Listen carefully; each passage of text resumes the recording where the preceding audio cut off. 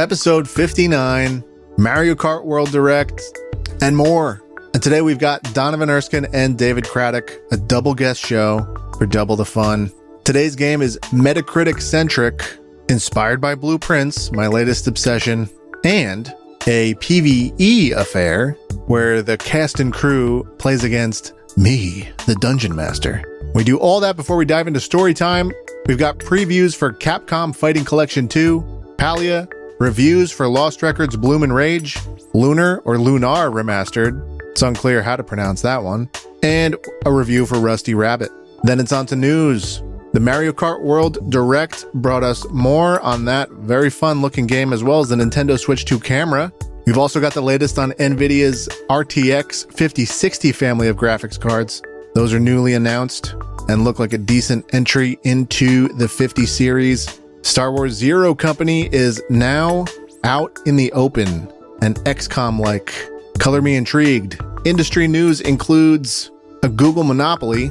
The Department of Government Efficiency may have leaked confidential labor data. Surprising.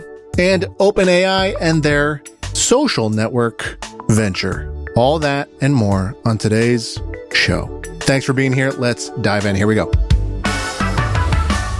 David, what happened at Swenson's? Are you okay? Is Amy okay? Amy is okay. I'm not. I'm battling some food poisoning. I don't know what happened exactly. I don't even know if it was Swenson's. All I know, I was fine before Swenson's. Mm-hmm. But, you know, a late night Galley Boy cherry milkshake and jalapeno poppers might not have been best life decision, I guess. Mm. Yeah. So were the jalapeno poppers, were they crispy or soggy? Oh, they were crispy. They were perfect. The burger was okay? Oh, the burger was great. It was all good. The sauce on the burger? The sauce on the burger was great. Okay. No complaints. No complaints at all about my situation. I would go back tomorrow. Huh. Yeah. That's really... What? So, what'd you eat before? I've had years... I've eaten Swenson's off and on for years, right? And this is the first time I've had a problem, so I don't really... No. But, well, I'm doing my forensic food work here. Yeah. What did I eat before? I had McAllister's earlier this week. No. Food poisoning, it's like within 12 to 24 hours. That's all that matters. Yeah. And like that, I don't know for that. I didn't have anything really... I didn't have anything too greasy or anything like that. I think I had some chicken, which we've been eating off and on. I don't know. I don't know what it was. I have to hold Swenson's accountable, I guess, but, you know, there's no love lost. But it could also just be like, I remember, I think I replied to you. I was just shocked you were still awake. Yeah. Yeah. like normally you're in bed by that time. So when you're like late night Swenson's, I just replied with the exclamation point reaction because that's rare. So maybe it's just rare. Maybe it's the time of night that you ate just like didn't agree with you or something. It could be that. Like, it left me feeling really heavy when I went to bed, which that sort of meal is going to do, right? So I was kind of asking for it. Yeah. Oh, man. That sucks. Sorry, man. Yeah. But yeah. Thank you. I appreciate it. I'm doing all right, though. I'm all right. I'm here. I'm a trooper. Yeah. Did you get a milkshake? Yes, I did. I got cherry. Cherry? Yeah. What's wrong with cherry? It felt like the right move last night. They have made Oreo milkshakes permanent there, Joe. So I should have gotten that. So like in my mind, there's no other flavor of milkshake now at Swenson's. There's just Oreo. That's actually a totally reasonable thing you said. Yeah, my favorite flavor of milkshake, which is seasonal at Swenson's, is raspberry, and they didn't have that. So yeah, they also do the eggnog milkshake over Christmas, and they do I believe they had a strawberry shortcake shake earlier this year. I never got to try that. Yeah, they're really wizards over there in their milkshake department. They are. Anyway, I don't know, is that a cold open for you? Does that work? Yeah, I labeled the marker on my DW food poisoning. So yes. Okay, good. I'm glad we could turn David's food poisoning and suffering into content. I was going to suggest it before you did, so you know.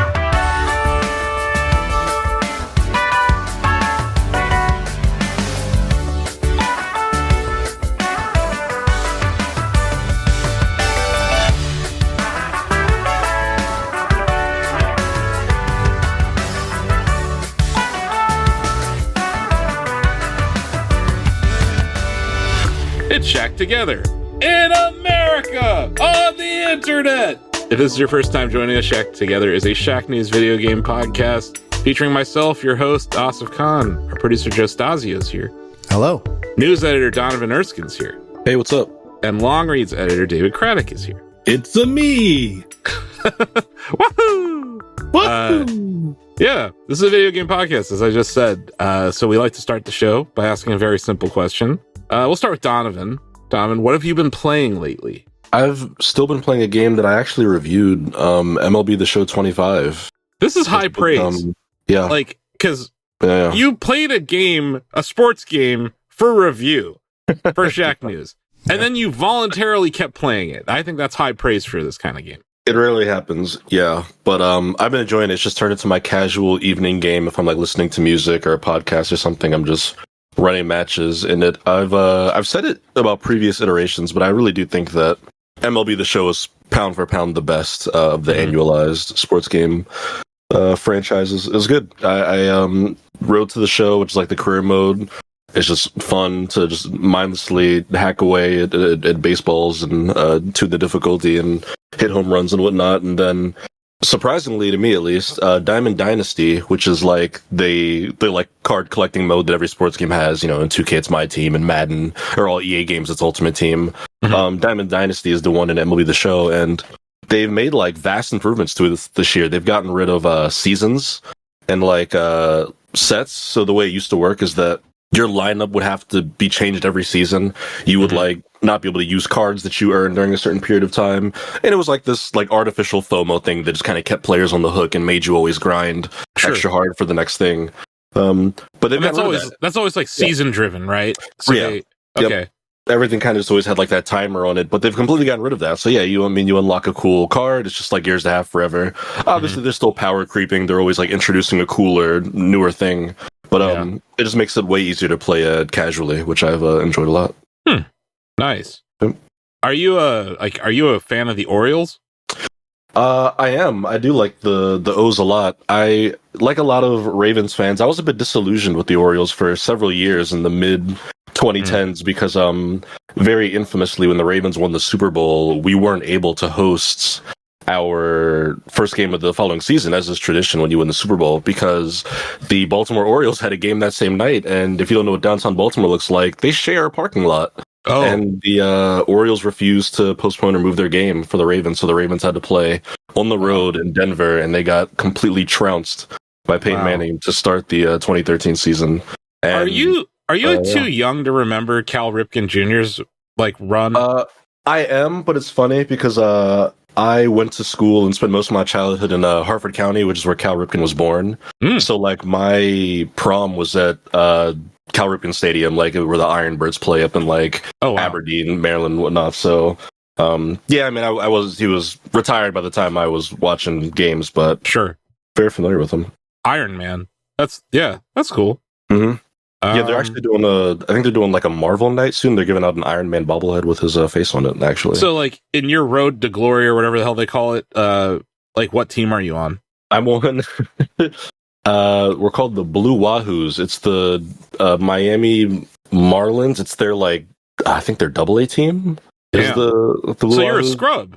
Look, they make you work your way up in that game. It's such a grind because because this game they added college, so you do the college thing and then you're on AAA or AA, then you got to go to AAA, then majors potentially. But like you can get cut, you can get hurt. They make you really grind up to get to major leagues. Can you end up in Japan or anything?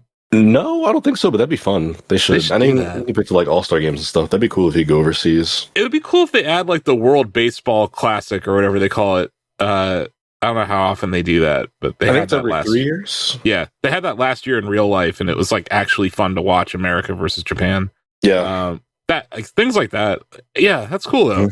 I'm surprised, man. Like I don't really take you as much of a baseball fan, but I think you just like the video game. Like it's a good video game.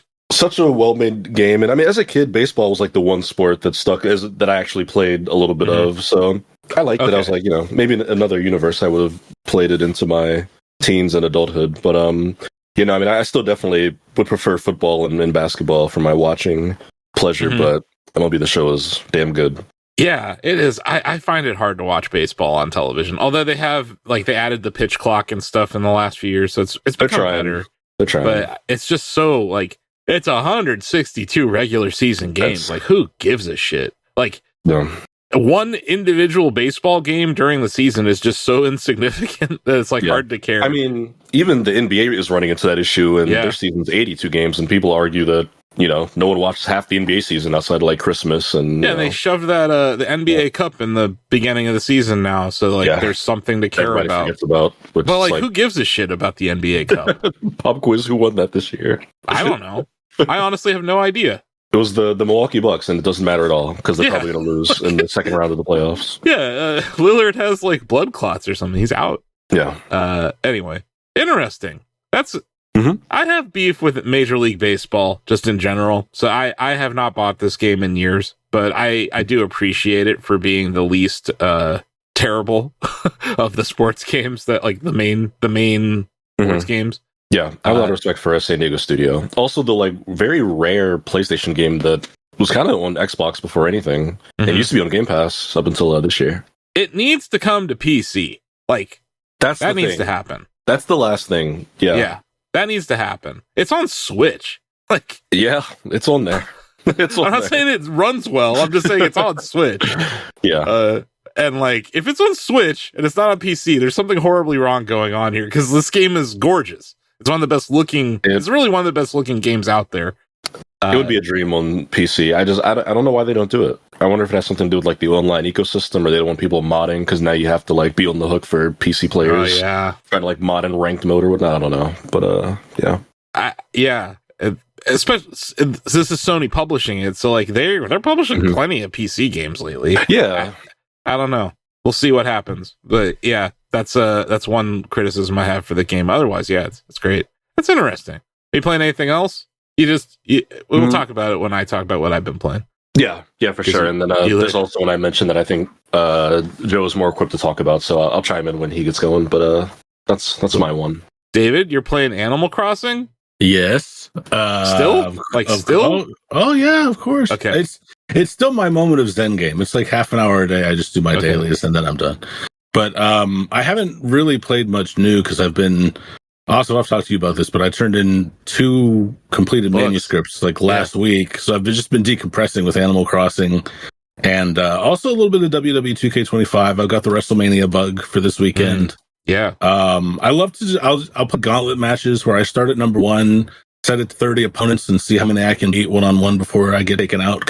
It's like an endurance match in Mortal Kombat. Your life and everything carries over. So did you see the endurance or the gauntlet match that they had during SmackDown last week? It was Lyra Valkyria and Bailey. They were tag team partners for that, and it was a tag team gauntlet. Wow, that's cool. It was quite good. If you want, WWE's gotten really good about uploading stuff to YouTube after the shows, and they have I think USA already has their other YouTube channels, so you can probably find it there. But yeah, it was interesting because Lyra and Bailey were against each other last week for the Intercontinental Women's Championship, and then they're now teammates that they're going to take on Liv Morgan and Raquel at WrestleMania for the tag team titles. That's really cool. I feel like Liv Morgan especially has earned a spot on the WrestleMania card this year. She's been an MVP in the women's division.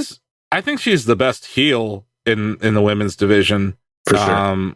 And she's just funny. The way that she acts in the ring is actually really funny. If you just watch her, her facial expressions and shit.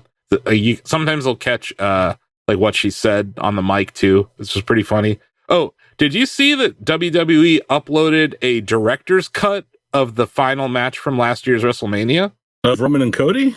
Yes. No, I have not seen that. It's on YouTube. It's about 48 minutes long. I recommend watching it, man. It's because they really got to extra put extra polish on the production. So it's different camera angles. They show Brandy and backstage reacting at times. It's just that sounds cool. Yeah. I recommend watching it because honestly, it's one of the greatest matches of all time. Yeah. It was epic. I'm not it's too late if you guys haven't seen it, for it to be a spoiler, but like John Cena coming out there, The Rock, Undertaker, like all that is in it, but it's like different perspectives of it, which I think is pretty cool. Okay. Yeah. Is that on WWE's YouTube channel? Yeah. Okay. I'll check that It'll out. be like one of the more recent videos up there. Although I'm sure I think WWE World is up and running out there in Vegas today, so they might have more content. But like, what a time for WWE, man. And it's just, I'm happy that the game doesn't suck too. So it's like, yeah, like it's, I said in my review, it's my favorite of like the last several that I've played. And this weekend is just, it is literally and figuratively WrestleMania. It's kind of like all that's on my mind, except for Mario Kart World, which I'm sure we'll talk about later. But nice. I'm still hopeful that we get an Animal Crossing quality of life update for Switch 2 that makes the frame rate not shit on your island. Yeah, me too, especially playing it. I was talking to Flick today. He was visiting, so I sold him some bugs. And like that's the guy. His text was like 5 frames a second. I was like, wow, I really need to do something about this. Wow. Yeah. David's Island is just so full of things that like it's not shorter either. Like I built a library, I built a movie theater, I built so it's like, it's not like I'm some Animal Crossing hoarder. It's just the amount of items it takes to realize this stuff is just ridiculous. Yeah. No, you're not a hoarder. It's just you like min-maxed your entire island to like, here's everything I can put in this spot. And then you've even done renovations and shit. So yeah, like that was like when I saw the Switch 2 performance, I instantly was like, man, I want to know what David's Island looks like on this thing. Yeah, I also I'm hoping that at the very least, playing that game on Switch 2 will cut down on loading time, because that can get pretty egregious at points. It will 1000% do that. Nintendo uploaded a video of the side-by-side of Breath of the Wild loading on Switch and Switch 2. Oh, yeah, I saw that, yeah. It's on Nintendo today! Awesome. So a little, mostly Animal Crossing, a little WWE. Sounds like a good balanced diet of video games right there. It is. I haven't got you into Schedule 1 yet, though. You're thinking about it. I've been thinking about it because of your text, and also I watched the stream with you, Donovan, earlier today. That game looks pretty fun. Oh yeah. Awesome. Joe, you played a video game, and it's a good one. I did. Who here has played Blueprints? I played one run of Blueprints the other night. One run. I have not yet. I've been developed in other games. Sure. It's much has been said about this game, and I will just echo, and I pretty much identical sentiment of like, this is an all-timer, completely taken over my mind, having dreams about it. Legitimately having dreams about it. In fact, I figured something out. I figured a puzzle solution out in bed a couple nights ago. Were you awake? I was awake, yeah. Okay. I was just like, are you literally solving puzzles in your sleep because of this game? This is sounding like it has a Tetris. It sounds like the Tetris effect is what you're talking about there. Yes, it is. It is similar to you. I know you've described a similar sensation. I really can't say much, and that's me being kind, because the whole joy of this thing is that you discovering things. Yeah. I mean, it's like excavating the truth, right? Yeah. There's a little friction with the roguelike nature of it, for sure. And I'll even echo that pretty common sentiment of the RNG does feel like it gets in the way of the game sometimes. And then I'll counter that statement with by saying the RNG makes you so frustrated that when you do have a discovery, it is elation. So, I wonder if you can't have that feeling without, getting a bad hand the other times, if that makes sense. Like it can only feel good if it feels bad first, kind of thing. Kind of like Balatro? I guess. I mean, I haven't felt that with Balatro, but yes, I've heard that. I've heard stories like that. So, I guess I'll cut it off there unless, Donovan, you wanted to add anything. Oh, I just thought it was such a cool, unique idea for a video game. Roguelike is just becoming the genre that just goes viral every year, and I don't think I've ever seen a game mash up genres like Blueprints is kind of doing with, I guess you would say, like a puzzle roguelike. It's just I don't know, never played anything like it. Yeah, it's like a poker-based solitaire roguelike was pretty weird last year too. And That's it ended up winning Game of the Year. So I saw someone online refer to it as a Metroid Brainia, which I thought was kind of that's funny. Yeah, I believe Lucas was talking about that. It was over on someone was skeeting about it over there on the Blue Sky. Mm-hmm. It was an explosion of engagement. So anyway, I don't know. Maybe we'll do a spoiler cast or something eventually. This is one of those things that's like when you're in it, I'm telling you, this is all I want to talk about with somebody. You know what I mean? Mm-hmm. And just see like if we're if I'm interpreting things the same way someone else is, and I'll leave it at that. That's it. Blueprints. And then most importantly, you were building a PC, Joe. Yeah, Asif, I checked the date on the day I brought the concept of diving into PC land to the show. You want to know what that date was? August 29th, 24. Yeah. So it's been 7 months and I finally swallowed the pill, or whatever the euphemism is. The components are in the mail. I'm doing it. And my swan song on the Xbox is Blueprints. I'm going to finish this game and put it on eBay. You're literally selling the Xbox after this? Yes. Wow. Sounds hilarious. Wow. So yeah, I'm converting. You're not going to get that sweet Doom wrap for your Xbox? Did you see that? I did not see that. Apparently they're selling stickers for Xboxes instead of custom Xboxes. Good Lord. It's like having a wrap for your car. Yeah. I was like, no. Anyway, Doom. That's cool. Yeah. Can you tell us some of the specs? Like what processor you're rocking, GPU? Yeah, I mean, I guess that's, I guess I'm in appropriate company for that kind of detail. Yeah, okay, so here's what I'm building. And this is with some help from friend of the show, Jan Peak. I'm going to build a dual SSD so that I can run 2 operating systems. I'm going to try and do Linux on half of it and make like a giant Steam Deck is the goal. Oh, wow. And then for everything that won't play nicely with that concept, I'll have Windows on the other side. Processor 9800X3D, the industry standard sort of current, AMD flagship there. And I am Team Red on the GPU. I don't know if that's controversial or not, but that is also because that will play much nicer on Linux. So I have one of the new 9700 XT cards coming. Could you explain to me the benefits of, because this is a PC, right? Like a desktop, I guess you would say. Yes, desktop. So what's the point of doing going with Linux and making you just a large Steam Deck? Couldn't you just do all that on Windows? Like you can still boot Steam and play games and all that. What's the advantage? What's the advantage? Okay, I would say it's largely catharsis driven.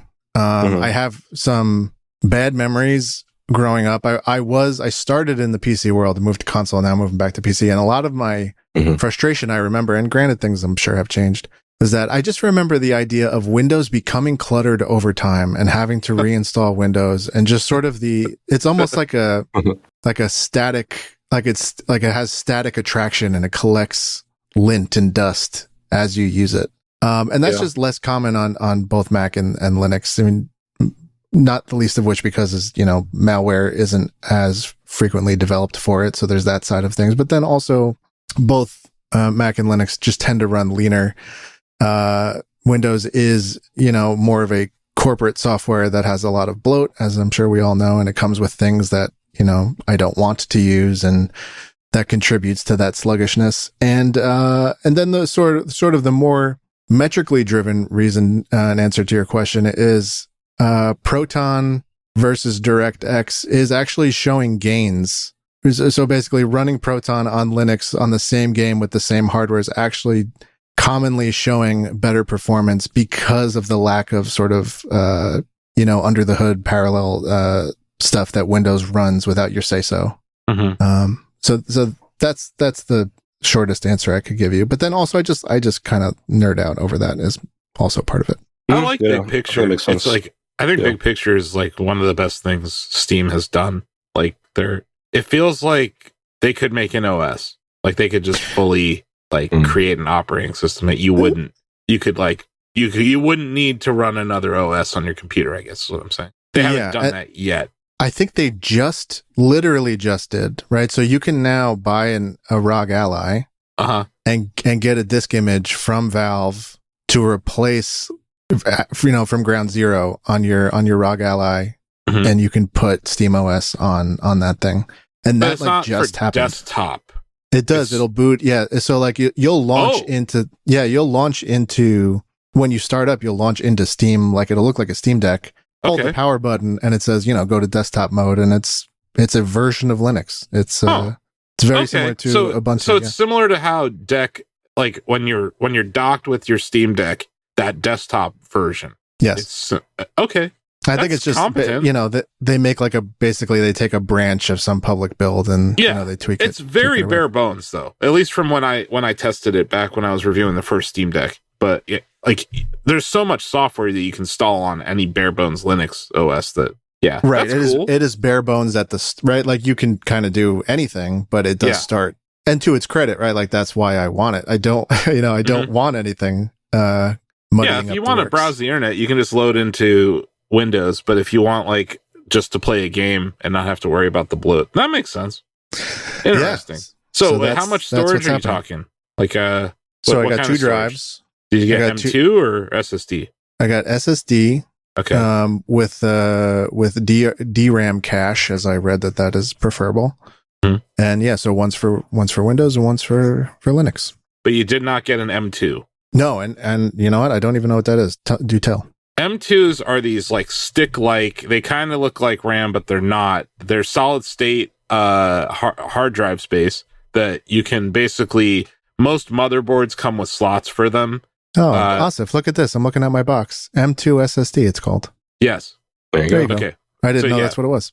Okay, cool. Never mind. You're good. I was just going to say, having an OS on an M2 is something I highly recommend. And trying to have a separate drive for the stuff you download, stuff that you're not running, keeping that on a separate drive makes sense. But yeah, I have all my builds have M2s in them now. And that's what Sony has with their, when you upgrade the PS5 memory or storage. Right. And I know Xbox has their own proprietary one, but it's essentially the same thing. Yeah, these are tiny. Wow. Yeah, they look similar. They're even smaller than sticks of RAM now, but there's 2 terabytes in them. It's crazy. Yep. Yep. That's awesome. Hey, you're going to love that thing. Well, keep us updated. I will. So all the parts aren't there yet, right? You're still receiving deliveries? I had a lump in my throat because I think in this current market, things can feel too good to be true. So I got all my stuff at MSRP without the markup, which is a miracle right now. And that's why I got it too. I was telling Asif the other day that I happened to pull it up on my phone. I saw that they were in stock. I ran into my office like a madman. I don't know what my family thought of me in that moment, and placed the order. And it's.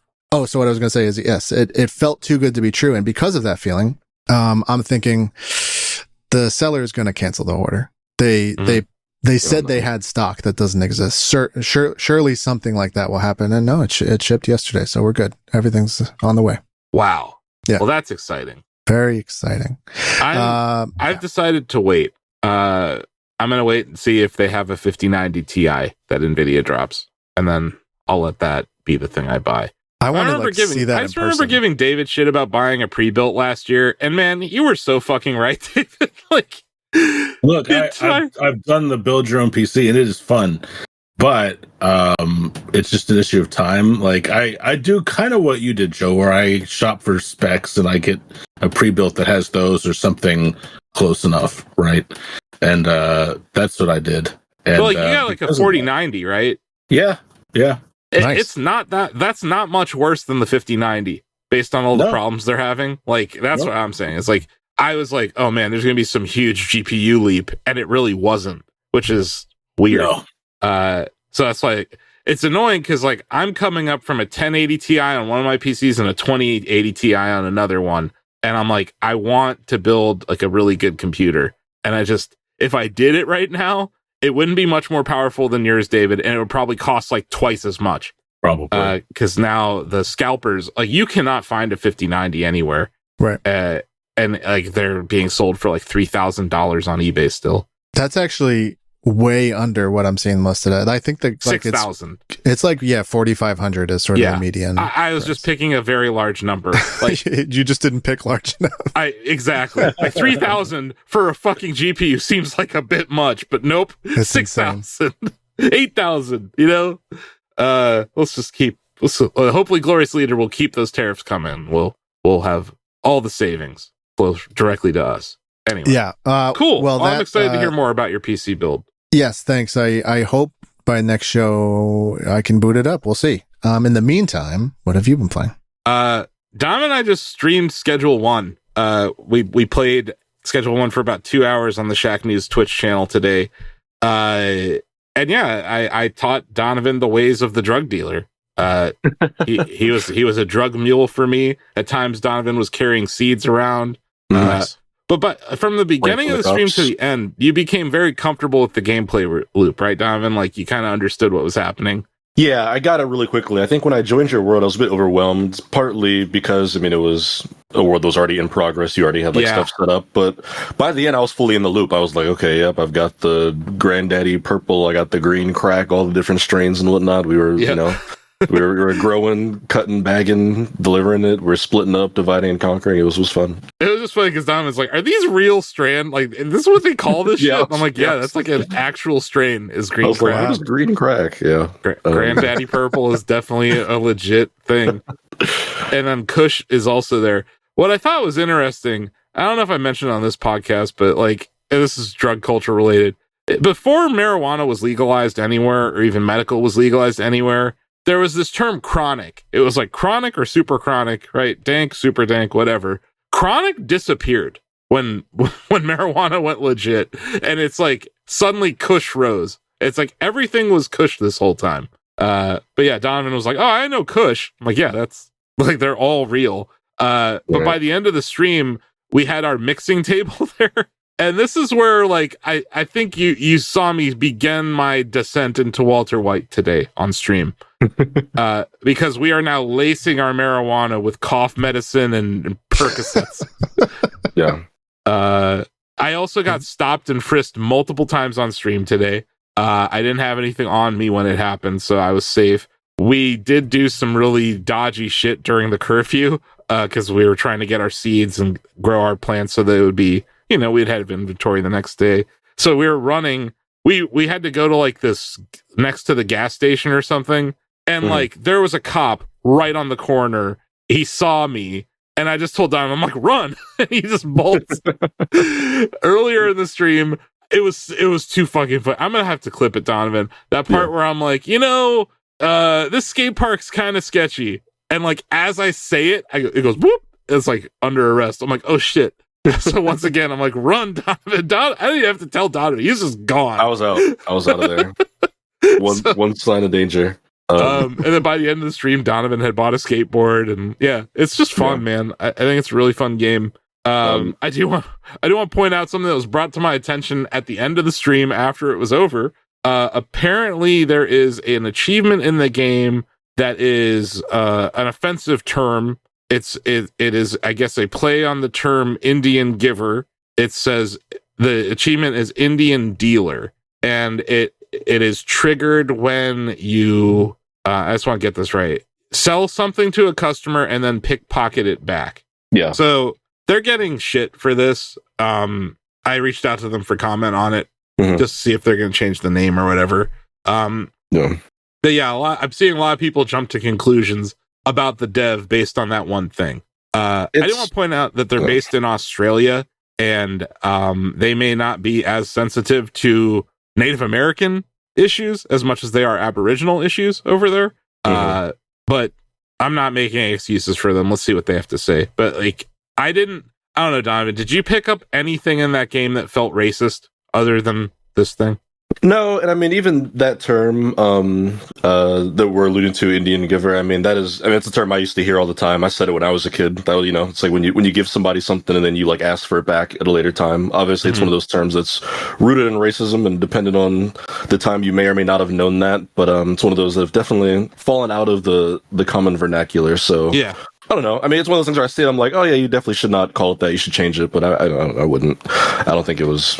I don't know if it was a malicious move, but they definitely should rename that. 'Cause it's a bit outdated, I'll say. Yeah. It does remind me of people trying to cancel Kendrick Lamar because he used the term Eskimo and whacked out murals. Yeah, it's just, Yeah. There's just some people are going to use antiquated language at times, but like I want to see what the devs do, before we judge them on this. I also just wanted to call out one other thing that happened when we were in our drug house planning, and then a guy came and knocked on the door and was like, "Hey, you guys got that stuff? Like, I'm looking to buy." In the middle of the night, and it was 4 a.m. Yeah, like I was shook because I've been playing this game for weeks, guys. That's never happened. And then like Donovan's like, "There's a guy at the door." I'm like, "Why are you opening the door?" Like, no. And then you told him to fuck off, basically, right? Yeah. I was like, that was so weird. How did he find us? That's what I said. I was like, this is concerning. He's not supposed to know we're up here, let alone invite himself in here to ask for drugs. We're growing like 4 plants in there. We have like our cultivating station. We have our mixer where we're lacing shit now. I'm like, this guy cannot be here. This is not okay. Yeah. I was like, people get killed for far less than this, dude. Yeah, and Donovan found a baseball bat, so that was a huge win. By the end of the stream, I was hitting Donovan with a baseball bat for fun. Can I ask a few like foundational Schedule 1 questions, like just about how the game works? Sure. Is this a campaign? Is it a roguelike? Do you like lose frequently? Do you start new runs? That kind of thing? How's it work? It is not a roguelike. There is a save function, so you can like save your game before you do something. You can load that game if you choose to. I'm a very good drug dealer. I haven't been caught yet. Knocking on wood. But like Donovan saw how close it was. I got real close today. A couple of times I got real close to getting pinched. But no, I've been really good at hiding. Like I'll let you know when I fail. I do think that might be a good guide on Shack News, is like what happens when you get arrested. Okay, so you don't know, is what you're saying? Like you don't know how you lose the game yet. I don't. No, I don't. Wow. I mean, at its core, it's like it's a business sim, right? Yeah. It's just it feels like Bug Snacks to me, man. Like I don't know why, but like it just feels like Bug Snacks. Like the day-night cycle, the things that you can do depending on what time of day it is, like the first-person nature of it. Obviously, it's not a Pokemon-like. You're not collecting things and making traps or anything, but there's like an element of it that kind of feels like a game like Bug Snacks would. And that's very much a not linear, but like somewhat linear single-player game, right? And I think that's how I would describe this. It's definitely not a roguelike, but I don't know like what the end game is. And this is an early access, so I wonder if they even know.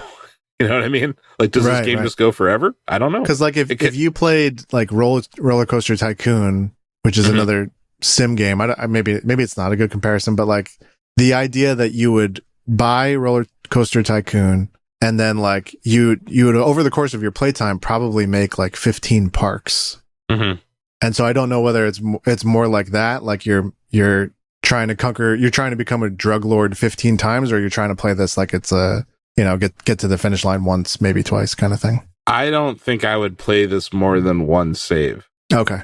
Yeah. Like, I think this is like, that's why I'm comparing it to Bug Snacks. It sounds insane, but like, I think I get what you mean. Like and no offense to Bug Snacks, I love that game, but once I was done, I was done. Where I think this is different is that the gameplay loop is very satisfying, right? Where it's like, okay, I'm selling drugs to people. I have to like run out on the street and do that, or I have to manage my drug dealers. I have to go buy stuff from the store, like soil and baggies. I have to make sure I have enough seeds so that I have enough supply. It's like, it sounds like Animal Crossing to me. It is. It is like it really is. Like, it's like if Tom Nook straight up broke bad, like if Tom Nook was like, you know what, here's some fucking cough syrup, like let's cook. Like it is. There is an element of it that's very Animal Crossing like, where like Donovan, you were trimming plants, right? Like the plant trimming, watering the plants. You literally water flowers in Animal Crossing. Yeah. So you do that in this. Managing things like you have to fill the water, your like pitcher, you have to fill it, right? Like It's all these like little things that add up. You have to individually package the marijuana into the baggies, right? So yeah, it is like Animal Crossing, but the reason why I compare it more to Bugsnax is the first person perspective, and also how like the world is designed. Because it is spread out, and there's like as you progress, things open up kind of thing. Where like Animal Crossing, it's like once you get the pole to go over the river, like that's it. But yeah, it does scratch a similar itch to Animal Crossing. I will say that. But it is a very different game. Yeah, sounds much more emergent and funny. Yeah. No one's stopping frisking you on your island in New Horizons. And I really think that's like a legit thing that happens in America, and it's happening more and more these days. So yeah, I think I'm enjoying it. Like, hopefully that doesn't make me a bad person. That's fun. Yeah, I think you're fine as well. But, I live in a state where there used to be a lot of Native Americans, and I don't know, David, when was the last time you saw a Native American in Ohio? Yeah, I couldn't tell you. I couldn't tell you. Yeah, so it's, I understand the plight of Native Americans, and I hope that this was an accident or an uninformed kind of thing that led to the name of that, but it hasn't stopped me from playing the game. But maybe if they say something super shitty, that will change my opinion. Mm-hmm. And I didn't win at F-Zero 99 this week, guys. Wow. Oof. I know you can play the shocked crowd sound because they should. It works either way. Yeah. But it was F-Zero 99 day last week. I feel like we've had a very good year of playing that game. I played the day after Victory in F-Zero 99 day, and I had the worst luck ever. I was in first place for the first 2 laps on Big Blue. I die and I finished 90th. I was like second place, finished 80th. It was one of those nights where like I just couldn't make it. I was getting real close to the end, and then it was frustrating. But and I'm still in that area where like I'm S10, S11. When I'm in the S11, I'm struggling. When I'm in the S10, I'm doing pretty well. So I'm still just kind of grinding at that rank, which can be frustrating. All of us in the F-Zero 99 community are just kind of waiting around because we're like, when is the spring event going to happen? And we're thinking it might not happen because we're already a month into spring, right? Yeah. So hopefully the next one we get would be the festival event, which is the one with all the fireworks and all the special backgrounds in the cities, which they already did. So that shouldn't be too hard. But they already did a spring event too. I don't know what they're doing. I have a feeling these devs are working on something else because, Switch 2 is coming. Mm-hmm. And there's this big racing game that uses online components. Mm-hmm. Kind of sounds like a game that maybe those 4 legends who made the netcode for F-Zero 99 are probably working on. I can't wait to see the credits of Mario Kart World because it's going to be more devs than people realize. It's going to be funny. Like, watch Monolith be on there. Yeah. It's like, wait, what did they do? Oh, they're the ones who did the... we'll get to that. That'll be in news. But yeah, that's all I've been playing. I did play a little bit of Retro Slam Tennis. I've fallen off of that game. It's not that it's bad. I think like the thing that's encapsulating my time these days is Schedule 1. I'm really enjoying it. Yeah, that's all I'll do. You got another thing coming up for us though, right? You got like a game like I do. It's a little different than our usual game segment, but I will tell you after a brief pause. Here we go.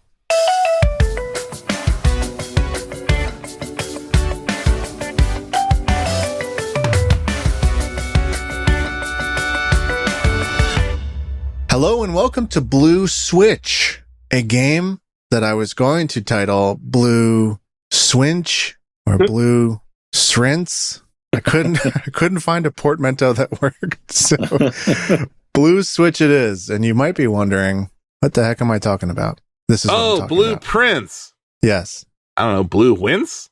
Blue Rinse? But the Switch is an important factor. So yeah. Okay. Well, look, I didn't make the game. I'm just trying to come up with rhymes. Yes, understood. Here's how the game works. Here we have sets of 3 games, which I will read to you, which all released on the Nintendo Switch system. That's me speaking in the Nintendo tongue when you put the word system after. Each game corresponds to a Metacritic score, and your task is to choose the game in each of these sets of 3. Choose the game which has the highest Metacritic score of that set. At the end of the game, I will calculate your performance and rank it as gold, silver, or bronze. Gold is only possible if you choose the perfect response in every round, which I think is doable, so we will see. Here's the catch. It is the 3 of you versus me. Oh. So you are Team Swinch, or whatever you want to call yourself. Oh, no. I'm on Donovan's team. You're on Donovan's team. So the real question today is, can you guys beat me? Okay. We will see. I had a very brief audio issue and I missed the beginning of the rules before the catch. And I heard I've been everything before you said to get gold, you have to get everything right. He's going to show us 3 sets of 3 games which were released on the Nintendo Switch system. Okay. We have to pick the highest Metacritic of those 3. Right. Oh, okay. Sweet. Are you ready? And yes, you can talk amongst yourselves. There's no okay, rules. so yeah, each round we're going to have to come to a collective answer together. Okay. That's right. I will say up front that there is I can't count, but I think 15 rounds. So just don't belabor every round. That's got it. Are you ready? Sure. Let's go. The 3 games are Super Mario Odyssey, The House in Fata Morgana, and Nier Automata, The End of Yorha Edition. It's got to be Odyssey, guys. I have a hard time believing it was not Super Mario Brothers Odyssey, yeah. Yeah, it's Odyssey. That game reviewed ridiculously well. Odyssey. Final answer. Okay. Good. That's great. Let's do final answer. Say final answer when you're good. Yeah. Okay. So we won't know we're right until the end of this? Okay. That's wild. That's up to you. What do you think? I'm fine with that. There's no okay. There's nothing to spoil, so I could tell you now, I could tell you later. I'll tell you later. I think it's all pacing, yeah. Yeah. Here we go. The Legend of Zelda Breath of the Wild. The Legend of Zelda Tears of the Kingdom. Portal Companion Collection. Ooh. I mean, it's 1 or 3. It's got to be Breath of the Wild. I think so too. I don't know specifically what, I mean, I know Portal's great, but I don't know how people felt specifically about the Companion Collection, so I think Breath of the Wild. It's one of those scenarios where maybe not many people reviewed it, so the score skewed high. Was also wondering that, yeah. But I doubt it's higher than Breath of the Wild. That thing was getting 10s and 9s. Yeah, that's one of the best reviewed games ever. To my knowledge. I agree. Yeah, Breath of the Wild, final answer. Great. Metroid Prime Remastered. Ooh. Persona 5 Royal. Ooh. Hades. Oh, God. Ooh, oh, man. wow. That's okay. That's a toughie. That's a toughie. Now he's throwing curveballs. I'm going to say Persona 5 Royal. I wanted to say Hades. A part of me thinks it could be Hades. Because I know P5 reviewed really well, but I feel like that's a game that people have said better things about the further it's been gotten from its release, whereas Hades was it was one of those critical darlings where it felt like everybody who reviewed games was like, Hades is in the Game of the Year conversation. I can go with Hades with you guys. That would be my pick, but I would not be shocked if it was P5. I'm going to stick with Hades for this one. Okay, let's do Hades' final answer, Joe. All right. Next up. Divinity Original Sin 2 Definitive Edition. Ori and the Will of the Wisps. Undertale. Oh. I mean, Undertale, right? So Will of the Wisp was the second one, right? Correct. Yeah. Not as critically acclaimed as the first one. Right. What was the first game you mentioned, Joe? Divinity 2. I doubt that's it. Yeah, I mean, I'm sure it did well. I mean, Undertale, though. Was, Undertale. In its own category of... What do you think, David? Beloved masterpieces. Yeah, I think Undertale makes most sense out of those. All right, go Undertale, final answer. Super Smash Bros. Ultimate. Oh. Super Mario Bros. Wonder. I was hoping it'd just be 3 Smash games. Bayonetta 2. Ooh. It's got to be Wonder. You think over Ultimate? Yeah. I think so. I would go Wonder over Ultimate, but with Bayonetta 2 is the one I'm like, I was going to say that I don't really know what the temperature is on Bayonetta 2 and how people feel about it. Was that a port? No, that was a exclusive. It was an exclusive. Oh, it was an exclusive Switch game. Okay. Yeah. Huh. I mean, that series is well liked. I can side with Wonder, though. I can side with that. I gave it a 10. I know. It's fucking glorious. Yeah, we're going to go with Wonder. Wonder, final answer. Great. Mario Kart 8 Deluxe. Unavowed. Into the Breach. Oh, Into the Breach. Like a lot of Switch games, though, that came out on other platforms first and kind of soaked up its praise then. Like, I would think... Well, what Metacritic are you using, Joe? Are you using platform specific or total? That's a great question. No, I just mean like by the time it came out on Switch, it wasn't just the Switch score. It wasn't the hotness anymore. Yeah, no, but it was getting 10s and 9s. I thought like it's a extremely well liked game. Yeah, for sure. It's actually great on Switch too. It's like a really good Switch game. Mm-hmm. But these are cumulative scores. These are cumulative meta scores. So this is including like Steam and shit, David. Okay. I think Into the Breach definitely higher rated than Kart 8. Yeah, probably. I'm about Into the Breach here, so I don't have a strong feeling. Okay. So. Into the Breach, final answer. Yeah. Okay. Next up, Tetris Effect Connected, Steam World Heist, Unicorn Overlord. Ooh, I mean, if the rest of the industry felt like TJ Denzer did, Unicorn Overlord was quite good. I have over 200 hours in Tetris Effect Connected for the Switch. Mm-hmm. It's great. It's perfect. Yeah. Tetris Unicorn Overlord is good, but it didn't. I don't think it reviewed as well. Yeah, I don't know what we were like on that. I know we were on the high end of that review, and I think TJ gave it a 9, which I agree with the score. But yeah, I think it was okay. That was more of an 8. That was more of an 80s Metacritic, and I think. Sorry, what were the other two? I'm with you. Them Tetris Effect. Steam World Heist, Unicorn Overlord. Steam World Heist, it's good, but like Tetris Effect was damn near perfect when it shipped. Connected like made it perfect. Yeah, I would go with Tetris. Yeah, Tetris Effect Connected, Joe. Final answer. Great. Next up, Shovel Knight Treasure Trove. Oh, hell yeah. Animal Crossing New Horizons. Oh, my God. Dead Cells. Oh, my God. Man. It's so tough with the indie roguelikes, man, because it's like... Dead Cells. Dead Cells is extremely it might just simply be Dead Cells, yeah. I think it's Dead Cells. Because Animal Crossing also did nuclear good numbers when it came out, but... Got an 8 at Shack News. Did? Horizons? Yeah. I mean, I don't think that's a terrible score for that game. I just know it was very beloved. I'm pretty sure it got it. I think it did. I'd have to... Mm-hmm. I maybe it got a 9. I could see 8. I think it got an 8. Yeah. But I mean, I'm not Googling anything. I'm just Googling the Shack News review, Joe. I'm not Googling anything else. Oh, I trust you. It got a 9. Sorry, it got a 9. Okay. Yeah, I mean... That's better. Yeah. Dude, like, I can see that.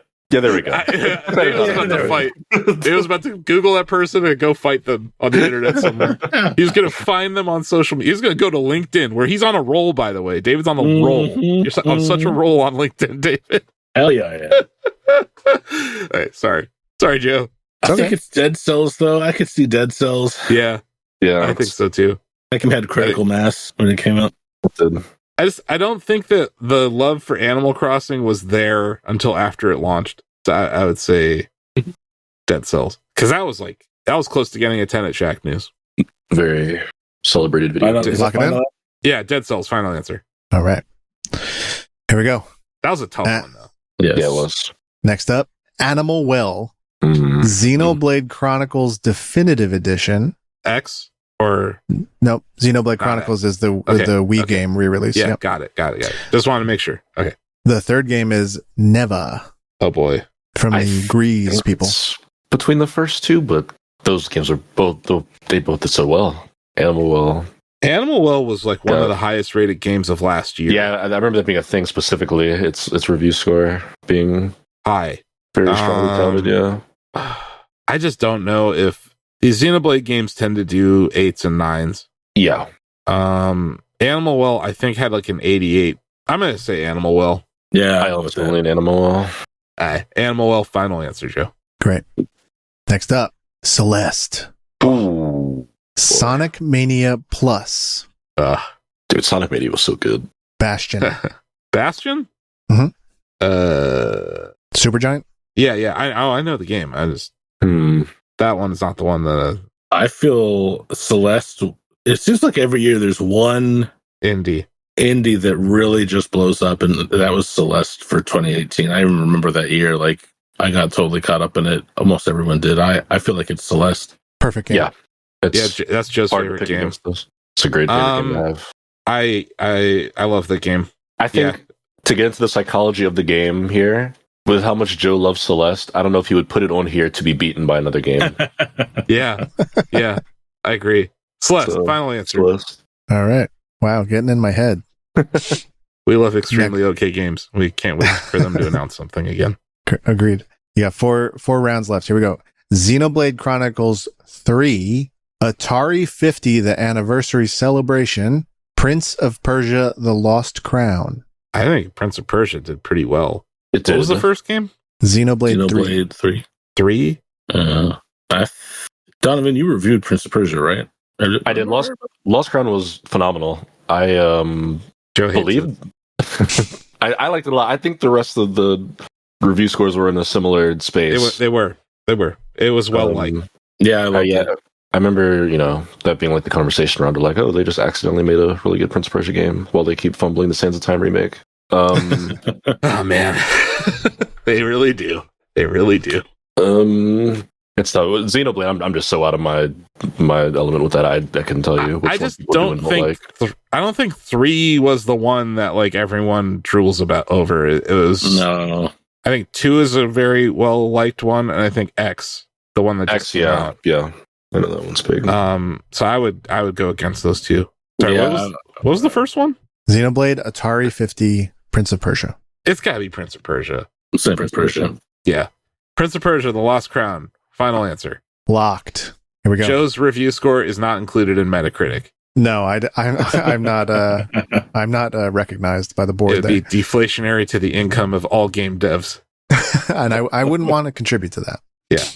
Here we go. Because they do get bonuses for if they hit 80 or higher. A lot of the time, studios give out bonuses for that. We're gonna have to explore my rubric because it is less hateful than you think. No, it's your rubric. You can do whatever the hell you want with it. You got to do a litmus test, like a segment one day where we just like name games like The Witcher 3.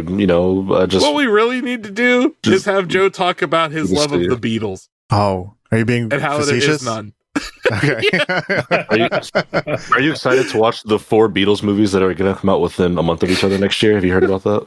I have not heard about that. And who knows? Maybe that'll be entertaining. I actually have a story which I'll share after the show about how I'm not a big Beatles fan and how it kind of messed up this past weekend at my grandfather's 90th birthday. Oh, no. It's like Let It Be is playing and Joe just starts grumbling in the corner. These guys suck. Feels like we're leaving. 25-time platinum band took over the world. Funny. They suck. Of course, I don't think they suck. Of course, that's not how I feel. I know. But I'm just saying, like, if everyone's worried about Joe's review scores, just listen to him talk about the Beatles sometime. That's all I gotta say. That's all right. I also have no affinity for the Beatles whatsoever. They are. Okay, well.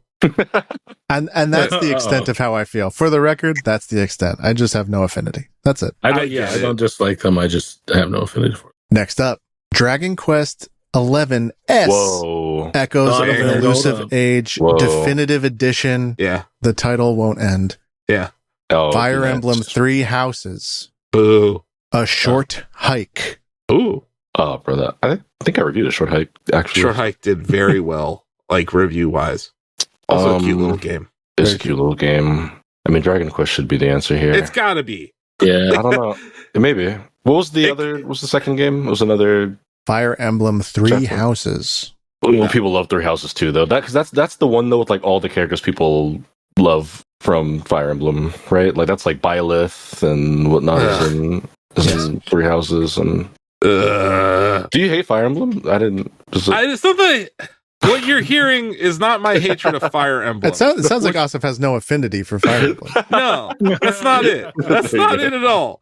It's that every time we get a new Smash character, it's just one of these jaboofers from Fire Emblem. It's like, oh, we got this one that we just made up. I'm like, why? Why another sword that's fighting a good reason. freaking Fire That's Emblem? a good reason. Can I say I used to be in the same place? I've kind of come around on it. I'm not even like a Fire Emblem person, but I've come to hate them less for dominating the Smash roster. So I realized that Sakurai is just like grinding his teeth every time he has to announce another Fire Emblem character. I've realized this one has another sword. Ugh. Those characters are so fleshed out and beloved that I understand why they give them so much credit. I realize in the service, especially I think Three Houses specifically is very like character driven. Yeah, I'm not hating on that game at all. It's actually good. Yeah. But so what are you saying? Fire Emblem's the one here? I feel like that game reviewed really well. I was going to try to get into that series before I don't even know what the hell came out that stopped me from it. But I was looking at Three Houses and everybody was like, "Oh my god, this is the one! Just jump in here. Don't even worry about going back." Yeah. I feel like Three Houses might be it. Despite how much I love Dragon Quest XI-S, it's one of my favorite RPGs ever made. Yeah, it's like really fucking good. Oh yeah. It's been 7 years since that game came out. So. I don't know, David. What do you think? Well, Donovan talked me around from Dragon Quest to Fire Emblem, so I think I'll go with Fire Emblem. Okay, we're gonna go with Fire Emblem. Final answer. Look, Dragon Quest XI-S specifically is the one that added the like 2D mode, which is fun, but it has some very weird restrictions on it that I remember people being confused about when it came out. It's also the one where you can play with like the 16-bit soundtrack, right?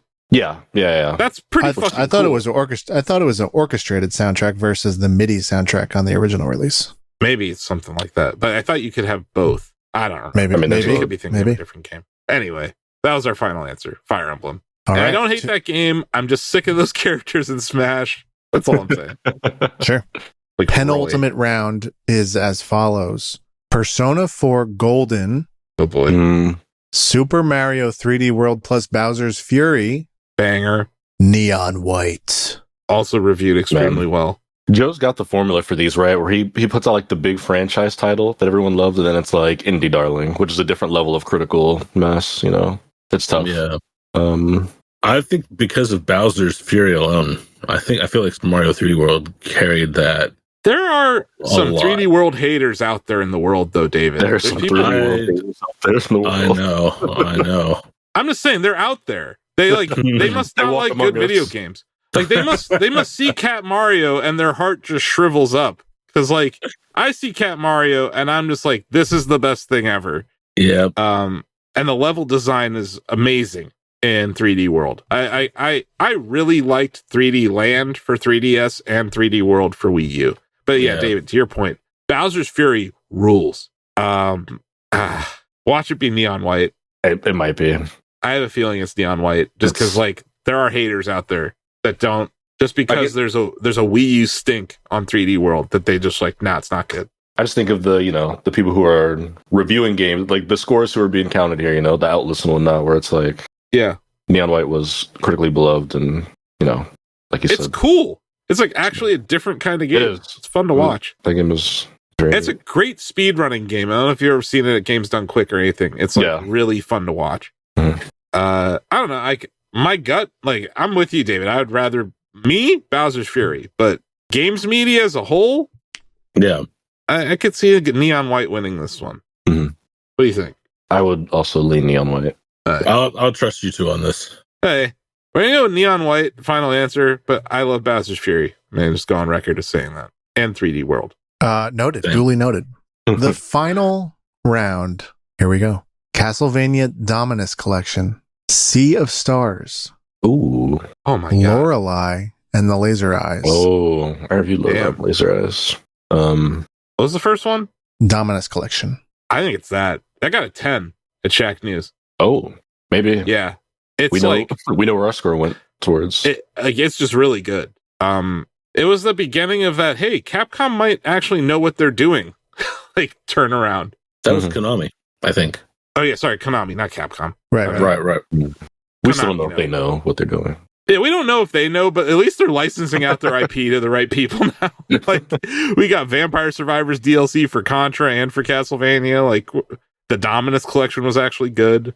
I don't know. I'd go with the Dominus Collection. Same. Lock it in. Sure. Yeah, final answer. All right. Although Sea of Stars also reviewed well. You guys have completed the gauntlet that is Blue Swinch. Blue Swinch. Okay. So, to achieve a gold rank in Blue Swinch, We had to be 15-0. You would have to have a Metacritic sum of 1,295 points. Wow. Okay. And I'm adding the points of, I'm basically taking the Metacritic score of your selection and getting a sum. So The right answer each round would have netted you $12.95. In order to get a silver rank, you would have had to have beaten the score 1280. And then to get a bronze rank, you would have had to beat the score 1260. So, I'm proud to announce that you have achieved a silver rank with a score of 1283. Okay. Short by 12 Can you go through points. what we got right and wrong? Sure. All right, Super Mario Odyssey was your answer. That is the correct answer. It beat out The House in Fata Morgana and Nier Automata. Next up, Legend of Zelda Breath of the Wild indeed was the best reviewed with 97. So was Odyssey. So both 2 97s up there. Bangers. Where you fell off was Hades received a 93, and the correct answer was either Metroid Prime Remastered or Persona 5 Royal with 94. Wow. There's so many scores that are identical that I had to pair them up a little bit. There's no like Metacritic scores that are decimals. For example. I knew it. Persona 5 Royal, man. That game is one of the all-time greats. Super Mario Bros. Wonder or Super Smash Bros. Ultimate or Bayonetta 2. You chose Wonder. Ultimate was indeed the correct answer. Wow. 93. Wow. With that online play? Yep. Let's see. I believe you chose Into the Breach against Unavowed and Mario Kart 8 Deluxe. Yeah. This was no trick question. Mario Kart 8 Deluxe is the best reviewed of the three at 92. Oh, wow. Really? Into the Breach is 89. Yeah. Wow. That's I thought people were going to be more negative on it because it was just a port of the Wii U version. That was my thinking as well. I didn't think it would be all that beloved. I probably would have thought that as well. Yeah. Tetris Effect Connected. That's correct. 94. Hell yeah. Dead Cells was the lowest of the bunch. What? Wow. Animal Crossing has a 90. Shovel Knight has a 91. That was the correct answer. Ooh. For Chivalry. That makes sense. Mm-hmm. Animal Well was your answer. That is correct compared to Xenoblade 1 and Neva. Celeste, also the correct answer at 92 versus Sonic Mania Plus and Bastion. You chose Prince of Persia: The Lost Crown against Atari 50 and Xenoblade 3. I'm sad to report that Xenoblade 3 is in fact the popular one. Xenoblade 2 is the one people don't like. Okay, I can't remember. Oh. Xenoblade 3 is the answer. Okay. What did it have? 89. Okay. Dragon Quest 11S was your answer. No, you chose Fire Emblem. Dragon Quest is the correct answer at 91. Wow. Fire Emblem in 89. Wow. A Short Hike at 88. Two left. Persona Golden was the correct answer versus Bowser's Fury and Neon White. You guys didn't even consider it. We were wrong either way, though. That was the correct answer. Talk about a games media darling. Persona 4 Golden always does well. Yeah. And last, Castlevania Dominus Collection, correct. That is the best of the bunch compared to Sea of Stars and Lorelei. So, all good games. A respectable outing. You did better than the median score. I call that a victory because these were tight.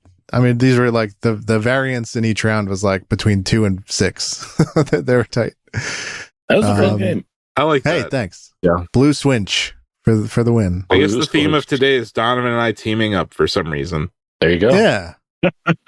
Be it selling drugs or trying to beat Joe. So did we beat you, Joe? Like, how does this... I'd say you beat the median score. You're right. Like, you weren't dead center. You were above the median. So, yeah, I think you beat. Yeah. Okay. So it's a win for all of us then. Okay. That's right. I'll take logging a win. Well the official done. Scorekeepers. Yeah. I mean, I am the official scorekeeper, and I will log 3 victories to y'all today. Okay. But that does it. I think we're on to story time next. Nice. We'll be right back with story time, so stay tuned.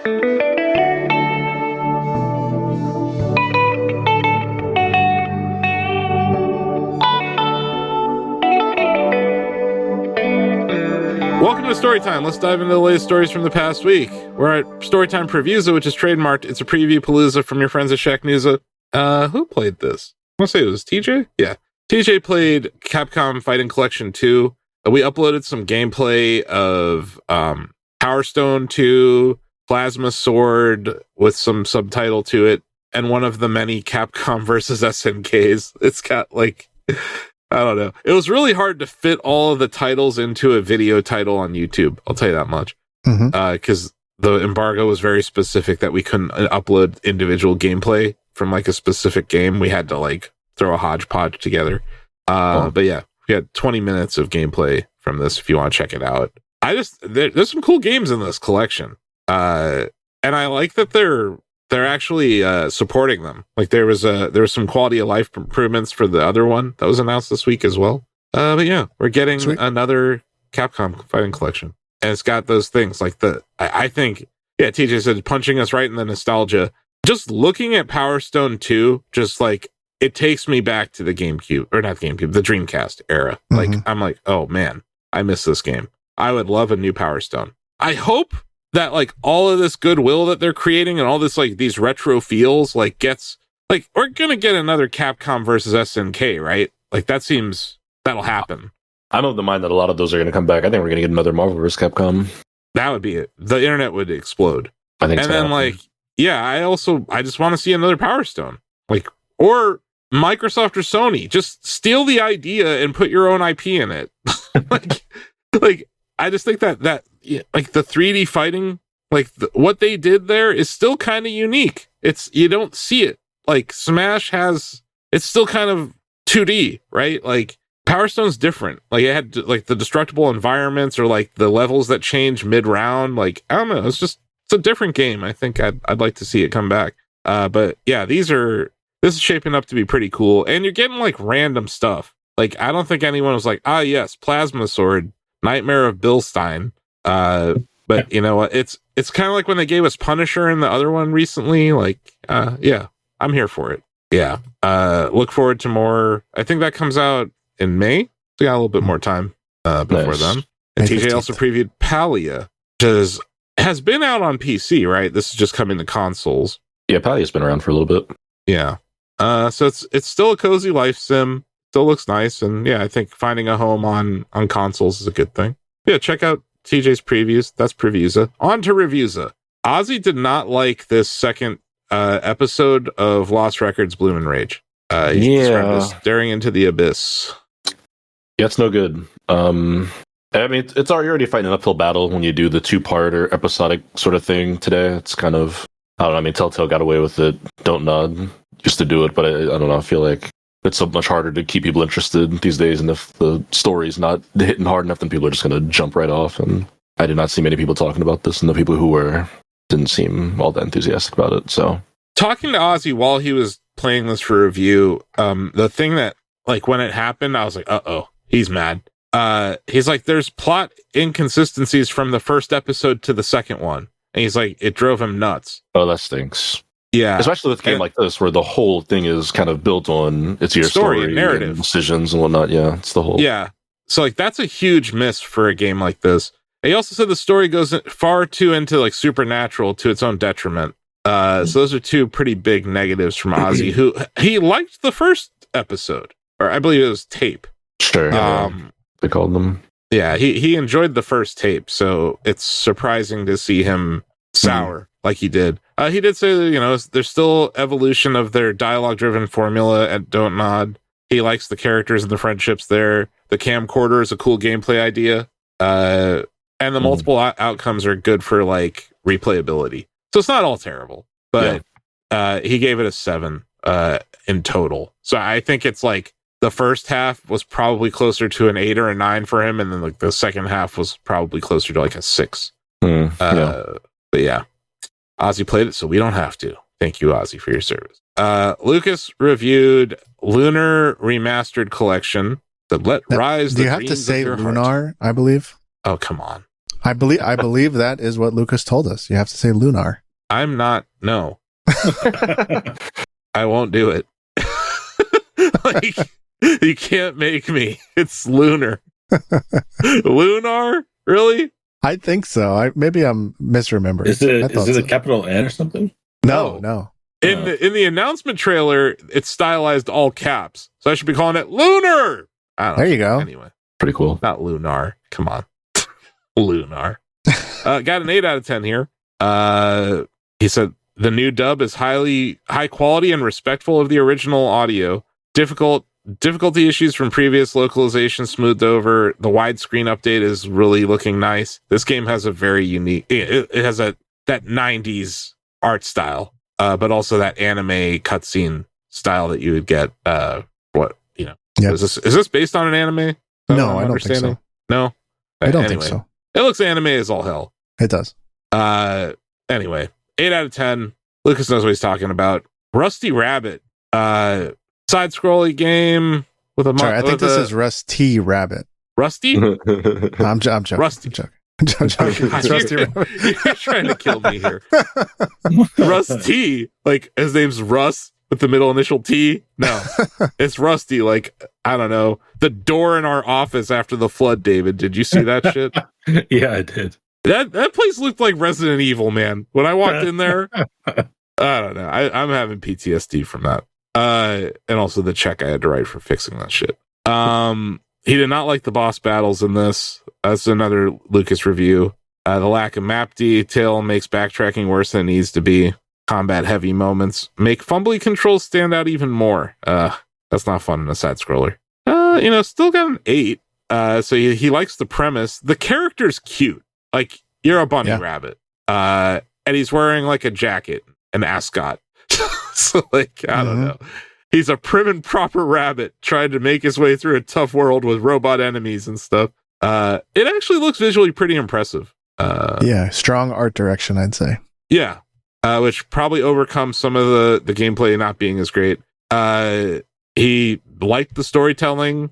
He called the writing excellent and thoughtful. 8 out of 10. That's Reviewza. Wow. The Reviews Palooza from your friends at Shaq Newsa, and it's also trademarked. On to Newsa, Storytime Newsa, which is a news palooza coined by Shaq Newsa. We had a Nintendo Direct today. It was for Mario Kart World. I don't know if it needed to happen. My feeling watching it definitely felt like a Direct that was born out of, we don't need to put all of this in the Switch 2 reveal, but we should still show people. Yeah. Like, I wouldn't be surprised if that was all originally just supposed to be in the Direct, but I love it. Too long. David, did you watch the Treehouse streams the week of the reveal? Yes, I did, but they were doing certain things, like, for example, the feather item is back from Super Mario Kart, right? They showed that. That's just one example of they showed that in the treehouse, but they didn't actually detail like what it can do. Yeah, it seemed like the gold coin shell, stuff like that. I thought there was a good bit of new information in it. So I encountered the gold coin shell in my demo, like when I was playing it, and I was like, "What the fuck is this thing?" Like, there were several times where like I got the hammer, and I was like, "What the fuck?" I got they didn't tell us anything, so you're just playing it, and you're like, well, that's a new shell. That's a new weapon. Did I just see somebody jump? Like, it was just like a lot of weird things were happening. So I agree that they needed the clarification, but it made me think, like, why even do those treehouse streams? Because like this was a much more condensed way to explain that. And I don't know if you were watching those. Like, people were shitting on them the entire time in the comments because price too high, lower the price, all that. And that was happening today in the comments for the Direct as well. But we did get some tidbits here. I think this is kind of interesting. The Nintendo Switch 2 camera can recognize and track up to 4 faces in the same room. So, like, David, if you and Amy are playing together, you only need one camera, and you're able to assign, like, hey, this player in this room, this is this person. Right. I think that's kind of interesting, because it means, like, you could have one Switch that's playing in docked and 3 people playing in handheld all in the same room, and they would show up. They would show up in game. I think that's really interesting. And that's not hardware. That's software. And it's not Nintendo. It's NVIDIA's software that's actually doing this stuff. And it's... Oh, wow. I'm not saying it's like super innovative or anything. It's very Nintendo, where they're taking existing technology, but like kind of making it theirs. Giving it this, like, game chat name. And they were really pushing game chat in this stream. Yeah, they were. And I think that we're just going to see that a lot here. There's an argument to be made that they should have just put Discord on the thing, but I understand why they're doing it their way. Yeah. We got to know how we're going to unlock character skins. You can do it by eating food at the Yoshi drive-thrus. Yeah. I'm here for all of this. I will say, have you seen the character selection screen? It's freaking massive. It's like 17 pages deep or something. I do wish that they would have just put the skins under like the singular characters. Yeah, like hit L and R to shift which outfit you're in. Nope. Every single skin has its own selections on the screen. That's a character thing. Yeah. It's like, Nintendo, why are your menus so terrible still? It's like there's always the monkey paw scroll, right? Like we finally got cosmetics in Mario Kart, but yeah, it's going to be a little clunky kind of. But I still think the skins look cool. I love that they've got like the Western outfits. I love all the biker like Bowser. Come on, yeah, the biker ones look cool. My kids are going to go nuts for this. You know what is like a secret? Maybe you guys didn't clock this, and I envy that a little bit. But that character selection screen where like Mario's bobbing, and there's no car, my kids will they'll just stay on that screen. Oh, they'll just watch him dance. Yeah. Yes. Yeah. That's and funny. Luigi has a dance. They all have their different dances. Yeah. Yep. Also, like free roam is for kids. Like that is the kids mode. Now, if you're a kid at heart, like free mode is like the answer. Free roam is the answer to like every parent who's had their kid crying because they didn't win at a Mario Kart race. It's like, don't race. Just let them have fun and find stuff.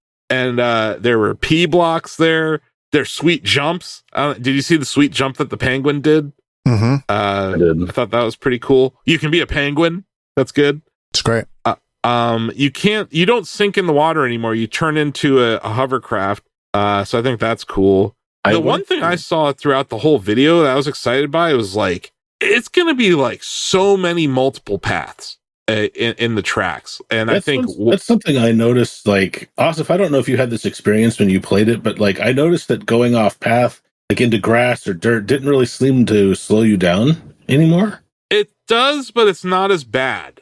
Okay. It does slow you down, but it's not as bad. And the game kind of encourages you to take shortcuts, but also like wall riding into like a barrel roll jump is like this whole new strat that I think is going to open up different kinds of shortcuts. Like, and also the grinding. Either you're grinding on rails. I saw it on power lines a couple of times. Like, there's a sense of verticality in this game that I don't think has been in the game ever before. Because of what they've chose to do. Instead of like, you have a glider. It's like, no, you're a freaking airplane for a little bit. But then like I think the combination of wall riding and barrel roll jumps, it kind of turns into the wall jump mechanic in like Mario, like a 3D platformer, right? Yep. I think that's going to unlock a whole new kind of level design. I'm excited to try that. But yeah, free roam looks cool. I still don't know. They said there's going to be like hundreds of things to interact with in free roam. It didn't really feel like they showed us much. So maybe they're holding back, or maybe it's just not as complex as people thought. I think they're holding back for sure. That's my guess. But like, what?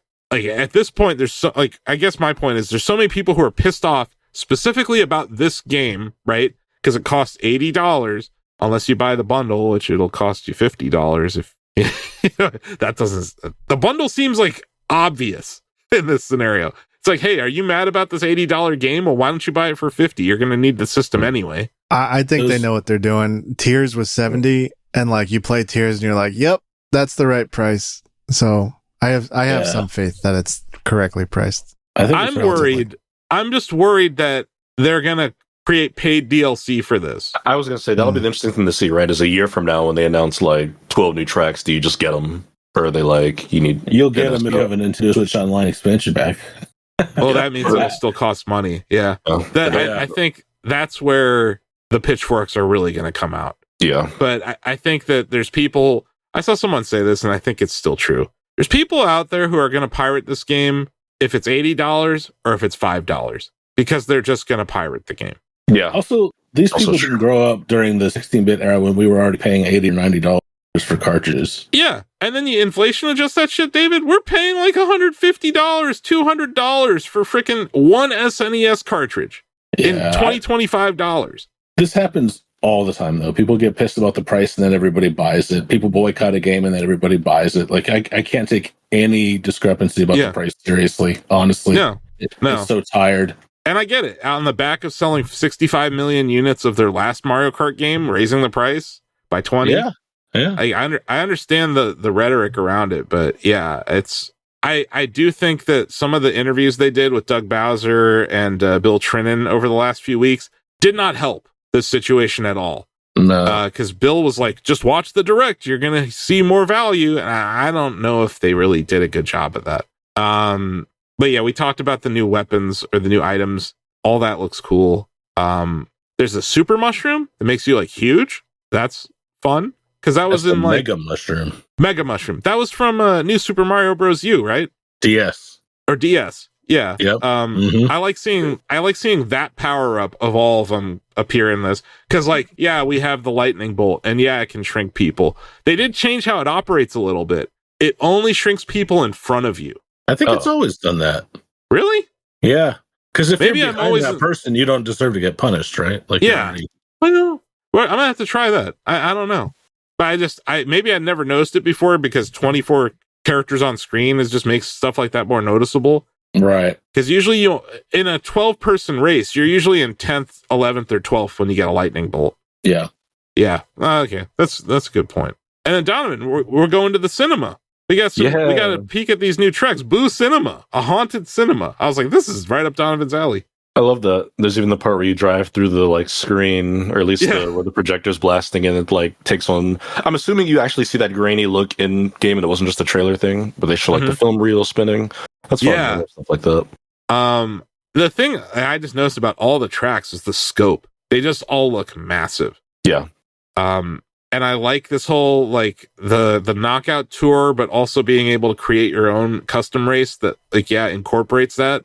So instead of just doing 3 laps of a track, you can set up a race where it's just 1 lap and then you go to the next track, 1 lap, and then you go to the next track. I think that's kind of neat. Yeah. Asif, when you played it, did a race last longer than in 8 Deluxe, considering that they do seem bigger, the tracks? That's a good question. That's a good question. Yes. I'd say the average Mario Kart race is probably about 3 minutes long, would be my guess. Maybe 3.5. I think this is closer to 5. Okay. So yeah, I think lap-based races, right? Right. Knockout Tour is much longer. Knockout Tour is similar. I wouldn't say it's similar to a Grand Prix, because in a Grand Prix you have to do multiple laps, right? I don't know. Knockout Tour is definitely longer, but I would say just in general, a lap in this game is longer than a average lap in 8 Deluxe. Yeah, I think it's the best way to describe it. And then like how you piece those laps together will affect how long it is. But there are modes in this game that don't exist in 8 Deluxe, so it's hard to apples to apples compare it. But yes, I just think based on logic, they're bigger levels. You're going pretty much the same speed, 150cc or whatever. I think it's bigger. But at the same time, like what they're doing with the size, I think is what's impressive. It's like the verticality or those shortcuts, or like being able to go off the track and not like lose. I think it's interesting. Sweet. It's gonna be a fun game to stream. That's basically all the. I don't know. There wasn't a whole lot of news. Like it was the power ups. It was the tracks. Will you be ranking the tracks? Oh god, not anytime soon. But yes, we'll have to let it finish its run. I think I'm closer to ranking the F-Zero 99 tracks than I am this game's, because it seems like we're reaching an endpoint for F-Zero 99 updates. Mm-hmm. And I would rather wait until a game's done to do that than to hopefully that we get DLC for this. Oh, they did announce, I think it was in the course part of the Direct, Donovan, but they did announce that like old like levels from past games will be recreated in this game. Yeah, like special areas reimagined or whatnot. Yeah, and they also said to unlock Rainbow Road, you have to complete all the Grand Prix races. I like that. That's fun. That's fun. That's cool. All right, here's a shot in the dark. DLC. We have a map. Will there be a DLC pack that's Sky Islands and Depths? Because where else would they put everything? No. Asking that question, I'm going to ask a similar question based on it. Are there going to be third-party characters at all? Like, other first-party characters? I was like, are we even going to get the first-party characters who were in the last Mario Kart? That's what I'm saying. Like, is Link gone? We didn't get them until DLC anyway, right? So, there might be some added DLC. Yeah, that was all after the fact. Yeah. Okay. So, Isabelle, Link, the Squid Kids, like the Squidlings, they all came after the game launched. So maybe I think if we do get those, like, there's gonna be like a Zelda island that you like teleport to or fly to or something. That would be my guess, is like just expand it east and west and north and south instead of on the land itself. You know what I mean? Like, oh, we've discovered a new island off the southwest coast. You know, like, I could see them like a cruise ship or something. Yeah. Man, make the cruise ship a level, though. Yeah, they've done that before, though. They have, yeah. They've done a lot. Yeah. I don't know. I kind of like that they're like leaning into the Mario characters and like, here's the snowman, here's a cow, here's one penguin. And like, I love that. I love it. The penguin's a great callback, man, because like everyone used to throw the penguin off the cliff. And like they were playing the music from Mario 64, David, when they showed that penguin jumping. Yes. There's a lot of musical Easter eggs in this. I have to point that out. And like the music in 8 Deluxe is outstanding. So like incredible. I cannot wait to hear the soundtrack for this game, because it's an open world. You're gonna have to come up with more stuff, and it's like region specific. So it's just like, yeah, I'm expecting like Zelda level, you know, when you're walking into a village, how that transitions and stuff. Like I can't wait to see how they handle stuff like that. But yeah, I don't feel any less excited about this game after the Direct, but it did seem like for a Direct, it was kind of light on new information. Like they could have made this, you know, sometimes they like post overview trailers for their games instead of having a Direct. I could have seen this be like 2 or 3 overview trailers. And that's kind of how I covered it on our social platforms. I just cut up like in each individual hit they did. And if you looked at our videos, it's 13 individual news bits that they hit, basically, in 15 minutes. That's not bad. Yeah. And for people who weren't paying attention to Treehouse or the preview coverage from a few weeks ago, like this is all new to them. And I think it's a better package than trying to like sift through preview coverage and other stuff. Although my preview is great. You should listen in and watch it. But yeah, we're all getting this. This is like obvious no-brainer launch title for anyone who's buying a Switch 2, right? Oh yeah. Yes. Yeah. So, you know, I think if people are upset about the price of the game, you're going to need a Switch 2 to play it. You might as well just buy that bundle because you're going to save $30. I can't imagine getting a Switch 2 at launch and not getting Mario. Like, how could you not get Mario Kart on day one? Yeah. Like, I don't know. Maybe you just really want to play Tears at 4K 60. Yeah, sure. That's true, I guess. They're going to play Street Fighter 6 on their Switch. That's what it's all about. Okay, so I just want to talk about the Street Fighter 6 gameplay that I uploaded. People are like, he doesn't even know how to do it. Look, I was playing with a single Joy-Con. One! And it was the right Joy-Con. You understand? Do you guys understand what the right Joy-Con is? I don't think I know what you mean. It's the freaking joystick in the middle of the Joy-Con. So it's like my giant ass hands trying to do Street Fighter combos with a freaking Joy-Con. Like, I didn't even know the buttons. It's tough. You know, that's fair. It sadly just comes with the territory where you just, and also like the half crescent moves, the quarter crescent moves, like all those fighting game moves that everyone does so easily on a regular human controller. It's incredibly difficult to do on a freaking Joy-Con. That being said, I still beat the other person I was fighting, so I did do it for Shaq News. But yeah, it is some of the most embarrassing fighting game footage that we've ever uploaded. And it's 2 games journalists at a preview event. Hardy har har. At least I won. That's all I gotta say. At least I won. And if you watch the fight, it was close. But like, I couldn't even do basic Blanca moves. And David, you've seen me play Street Fighter. Like, I know what I'm doing. You do. I may not be good. I'm not saying I'm good, but I am not half one Joy-Con. I'm not gonna.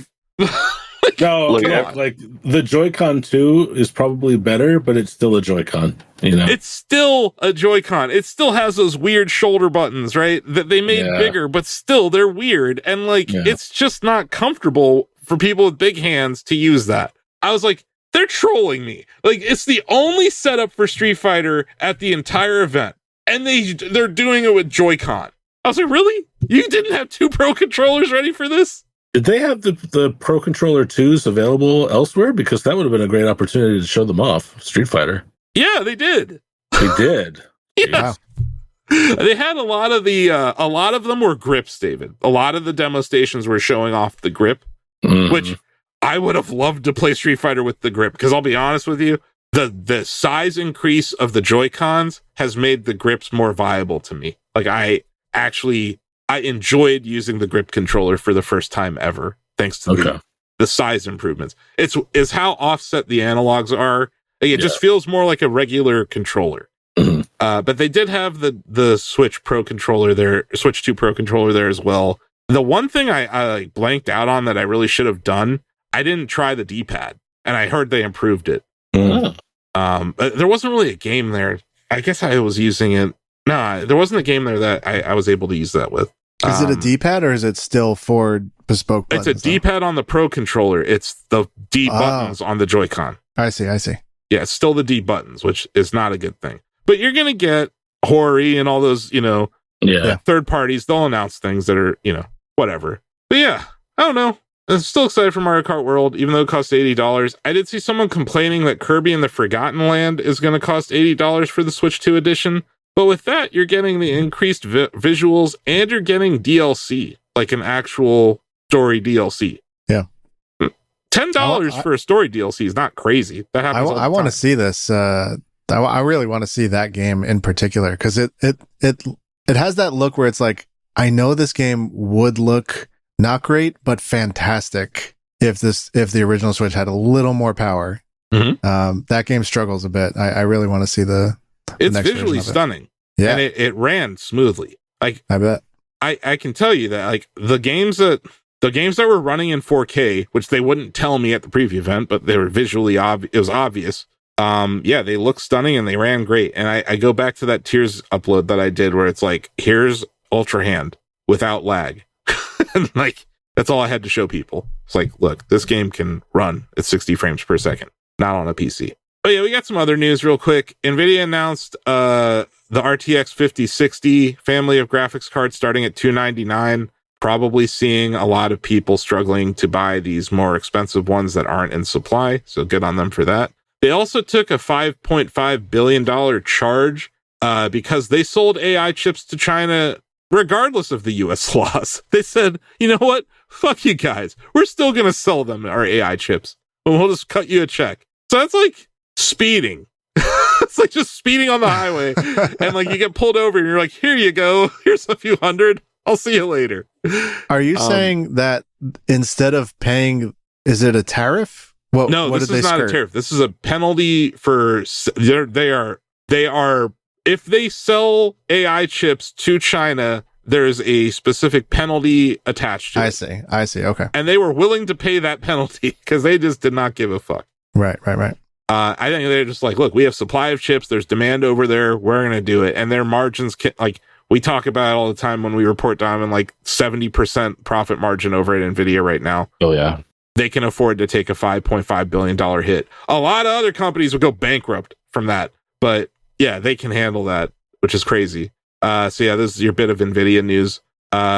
We got news that Star Wars Zero Company is the name of Respawn and Bit Reactor's strategy game. Yes.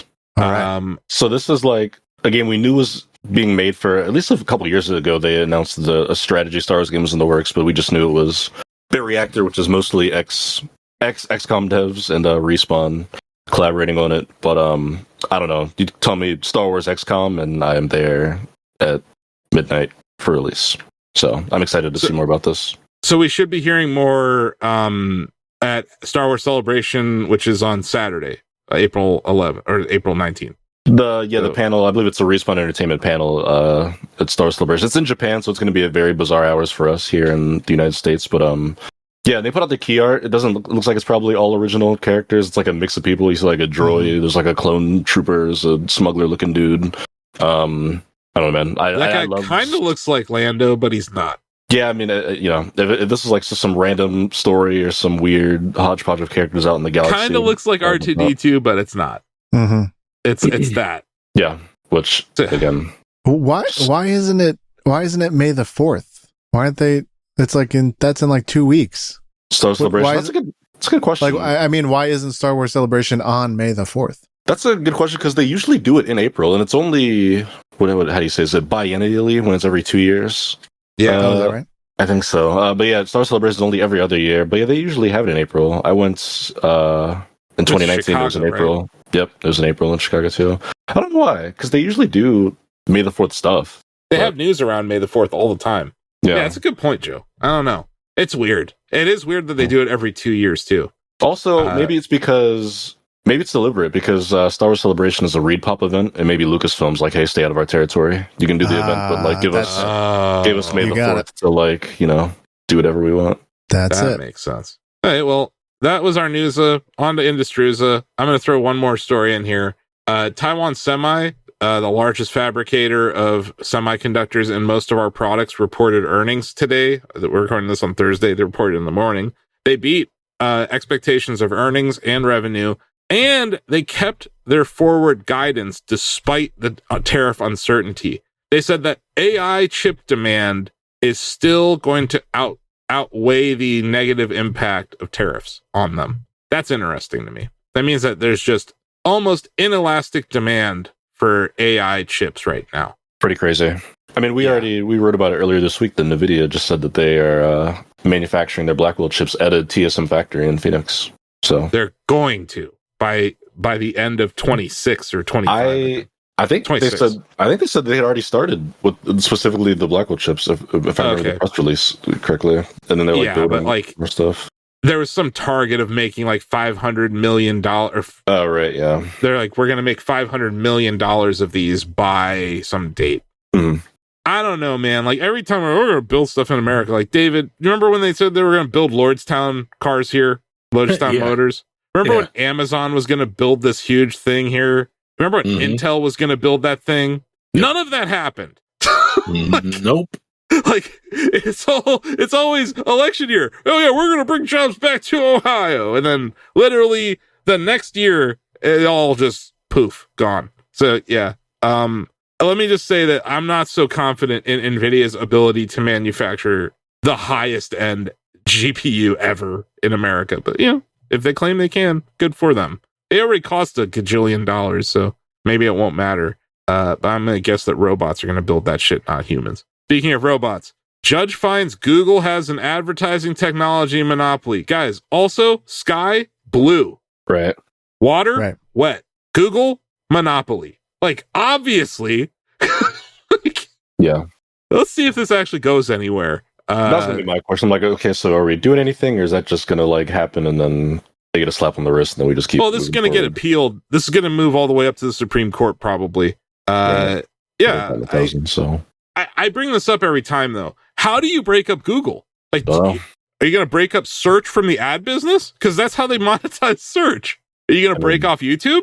Like, does YouTube have to become its own ad network? Like, what is Chrome the thing that has to go here? Like, you know what I'm saying? Like David, back in the Windows monopoly over Internet Explorer era, it was the make good was that you had to allow Netscape to be installed when OEMs were able to install Netscape or something, and you had to select IE. So yeah, Google definitely a monopoly. Not surprised by this news. To your point, Donovan, I don't know where it's going to go because we've heard this multiple times. But my question is like, how do you even break up Google? It's not. I don't think it's as simple. Like when you had Windows and there was a bundle, that was an obvious like line that you could draw. But here it's like, how are you supposed to divorce Google Search, Google Maps, Google Images from the monetization of those platforms? Like those services would go under. Yeah. I mean, Google Search is maybe worse than it's ever been in the history of its existence. So I don't know. I would welcome any major shakeup to how that is ran. And a lot of that has to do with the effect of advertising on search. Yep. So no, you're dead right. Or deals they're making with Reddit and Twitter. Yeah. I don't know. Fascinating question that I just throw it out to our listeners. How would you break up Google? Like, we all agree Google's an antitrust nightmare. How do you break them up? Because I have no idea. Like, I really don't. Here's some more disturbing news. National Labor Relations Board whistleblower has alleged that DOGE, the Department of Government Efficiency, run by Elon Musk and a bunch of 12-year-olds, may have leaked confidential labor data. But it's worse.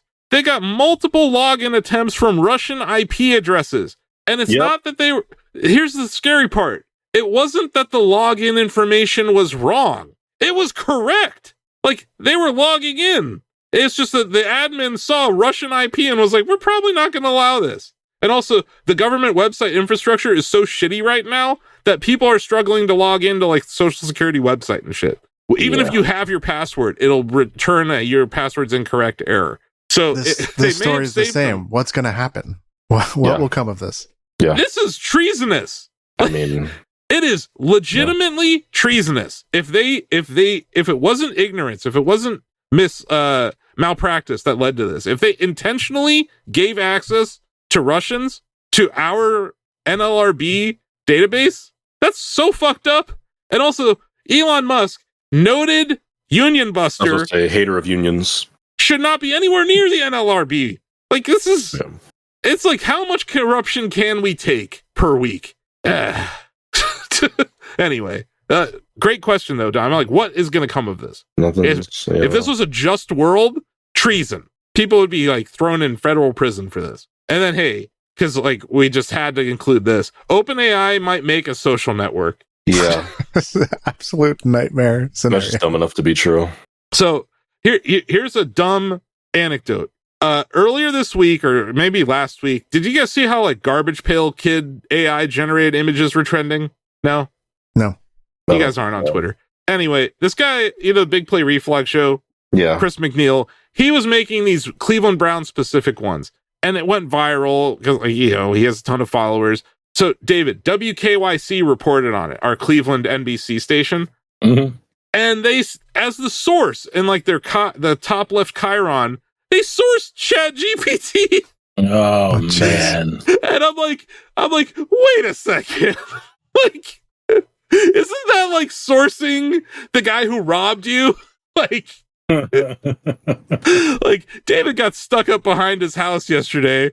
Hey, the killer took the robber took a picture, so we're gonna sort like of David's shit. Here's a picture of David's manuscript unreleased. Source: the guy who stole it. like what the fuck? So I gave him shit about that, and he got mad. He called me a hater. So like we're at this point now where not only can you not shit on AI art, you have to compliment them on their prompts, or else they'll get mad at you. Yep. Soft. Marshmallow soft ass artists. It's oh just my so god. pervasive now. It feels like everyone's doing it. I mean, we mentioned it. We hated to see it, but I mean, Reggie posted one of those. He posted the action figure one. Yeah. But like, what I'll say about all this, Donovan, is this shit trends for like 18 hours and then it's gone forever. No one gives a fuck. So it's like, yeah. why? I think the good thing is that it is becoming more and more ubiquitous and therefore completely uninteresting. I don't think so, man. It's becoming so ubiquitous that I'm struggling to share shit anymore because I don't know if it's real or not. What I'm saying is the novelty of the generated content is becoming... You're talking about like the one that was like, hey, this is Studio Ghibli week, right? Sure, yes. Everyone forgot about that one. And now it was Garbage Pail Kid week. And now everyone forgot about that one. And now it's, hey, look at here's my action figure. But then next week it'll be some other bullshit. My point is, like, none of this is useful. Like, none of this is monetizable, and it's blatantly stealing other IP. Like, who owns the Garbage Pail Kids? I'm sure they're pretty pissed that they were trending all last week and got $0. You know what I'm saying? So, like, this idea that OpenAI, who the CEO has admittedly said, I don't know how to monetize this. How the fuck are they going to make a social network out of this? Like, yeah, it's a nightmare. That is the worst idea I've heard in a really long time. It's like, hey, we're going to guarantee that you're not going to share any of this, Asif. I'm like, okay, I'm just not going to use your fucking platform. But yeah, like, I've gotten to the point where I'm starting to question everything I retweet. Because if it's an image, you know how so many people just screenshot articles? You can AI generate a fake article now. You can AI generate a fake Trump Truth Social post. You know what I mean? Like, it's just getting even harder to vet information. Not that I have to vet information on AI-generated Garbage Pail Kid cards, but I just think it's really fucking funny to see ChatGPT get credit for anything, ever. Like, really? Are we going to start crediting our robots when they take out the trash for us? Jesus. Seriously, though, I was like, oh, baby, what a sweet prompt. Maybe you can come over later and service my sex robot. Like, what are we talking about? Like, you're offended? AI art people get offended because we don't like their AI art? Soft as baby shit. Weirder to me even is the idea that there is pride taken. I generated that. Like, yes, what? That's my point. It's like nothing. David just wrote 2 whole manuscripts. Like that's something to be proud of. He didn't just go to chat. Hey, write this for me. And then I'm like, hey, David, great prompt, by the way. Like, what the fuck are we talking about? Like, people who actually do creative work see this shit, and we're just laughing our asses off.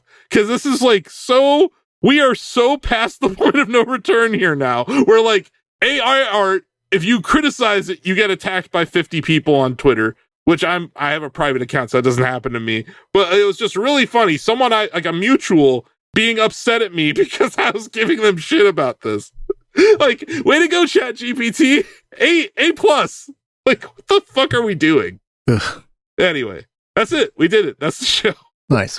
We got community notes. We got a few questions and comments from the Shack News community, which you can join and probably take over by going to shacknews.com/chatty.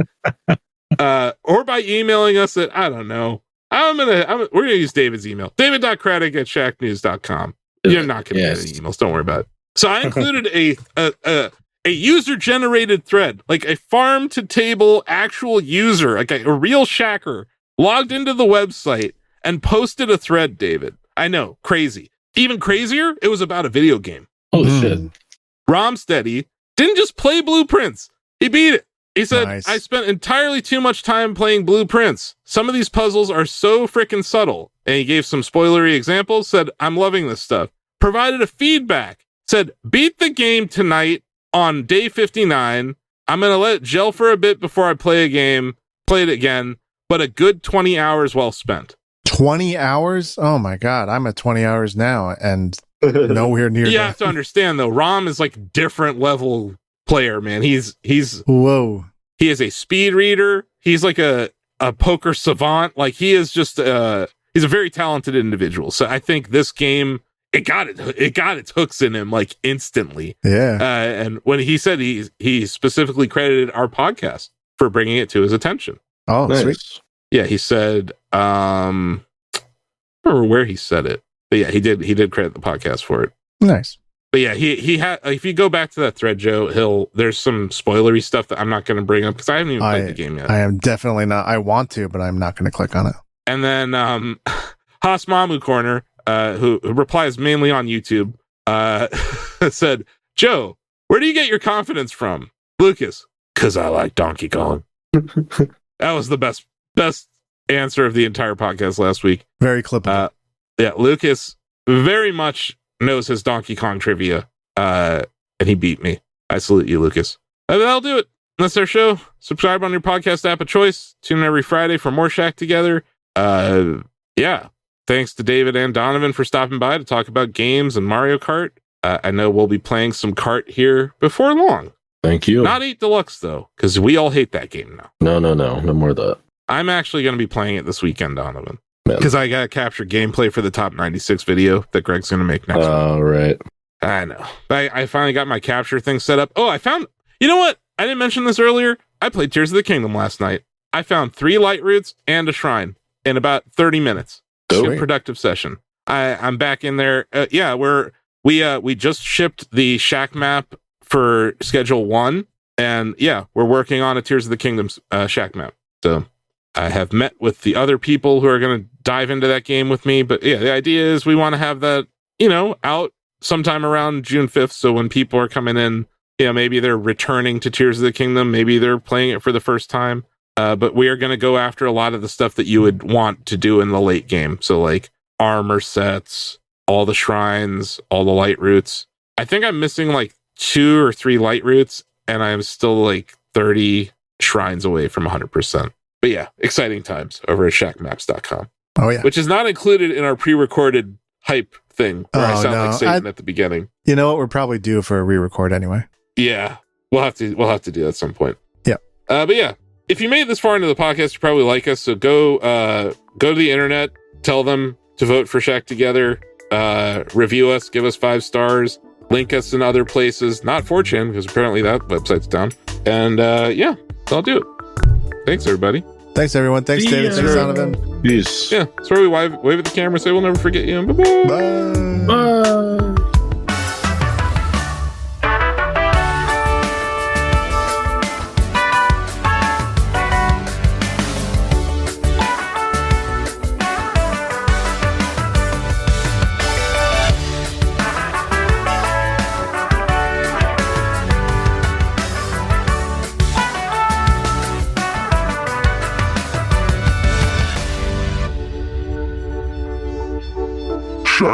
Together is a Shack News production. Shack Together is a Shack News production. Shack Together is a Shack News production.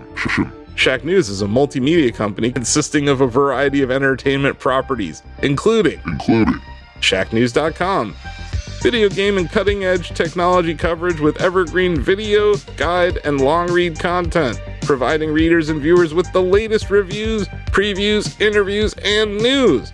Shack News content is readable and viewable at ShackNews.com, Facebook, YouTube at Shack News Interviews, and Shack News VODs, Twitter, TikTok, Instagram at Shack News Media, Twitch, and more. But that's not all. You can play Bubbletron, our first video game. Combine 3 ideas, hit the market, and get your money hat. Bubbletron is a daily game in the style of Wordle, where players can launch a company and see its valuation instantly. Hit that high score and brag to your friends. Visit Bubbletron.com to play. There is no download required, no signups required. But if you are into app downloads, we have the cutest one on the planet. It's called Shack Pets, the ultimate battle for cuteness. Swipe your pets to victory on iOS and Android in this Tinder-like app for pets.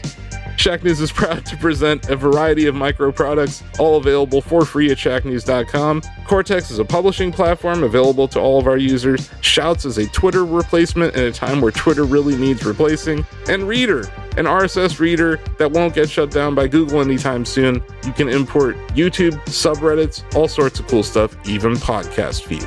And lastly, all of our products are completely free to use and play, so if you're a fan of what we're doing and want to support the Shack News ecosystem, head over to shacknews.com/Mercury. Mercury offers subscribers access to exclusive Shack News swag like hoodies and VIP access to our long reads in downloadable format. It's a great way to support us. There's different tiers, and you get a lightning bolt next to your name.